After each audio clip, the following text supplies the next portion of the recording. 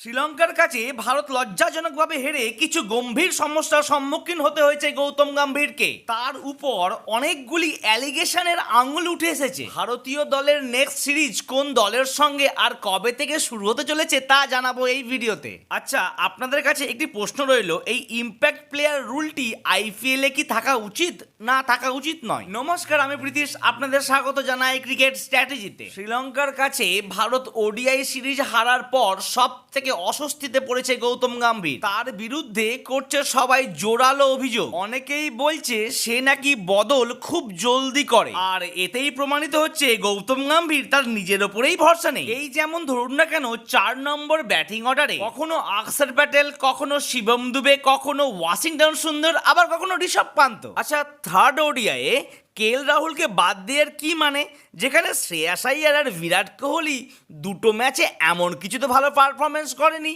আবার specialist bowler না নিয়ে 9 নম্বরে রিয়ান পরাগকে খেলাতে হচ্ছে অ্যাজ এ ব্যাটিং, তাও হেরে যাচ্ছে ম্যাচ। আর আমি যেন ম্যাচ না হারি তার জন্য আমার ভিডিওতে লাইক আর চ্যানেলটি সাবস্ক্রাইব করতে মোটেই ভুলবেন না। গৌতম গম্ভীরের কাছে সব থেকে বড় সমস্যা হচ্ছে ইন্ডিয়ার উইকেট কিপারদের নিয়ে, কেননা সে বুঝতেই পারছে না কার উপরে ভরসা রাখা উচিত তার। এই শ্রীলঙ্কা সিরিজে 6টি ম্যাচের মধ্যে 2টি করে প্রত্যেকটি কিপারকে চান্স দিয়েছিল সে, ঋষভ পান্ত, সঞ্জু স্যামসন আর কেএল রাহুলকে। কিন্তু দুর্ভাগ্যের বিষয় তারা প্রত্যেকেই ফ্লপ। মহেন্দ্র সিং ধোনির পর এখনো অবধি এমন কোনো ভারতীয় দল উইকেট কিপার পেল না যে পার্মানেন্ট ভাবে প্রত্যেকটি ম্যাচ খেলে যাবে। যাই হোক, বাদ দিন, খেলাতে আপস অ্যান্ড ডাউনস থাকবেই, আর অবশ্যই গৌতম গম্ভীর রিকভারি করবেই। শ্রীলঙ্কা সফর শেষ হওয়ার পর ভারতীয় ক্রিকেট দলের এখন দীর্ঘ বিশ্রাম। বিশ্বের অন্যতম ব্যস্ত দলের এমন বিশ্রামের সুযোগ বিরল। ভারতের খেলা একেবারে সেপ্টেম্বর মাসে। 19শে সেপ্টেম্বর থেকে শুরু হবে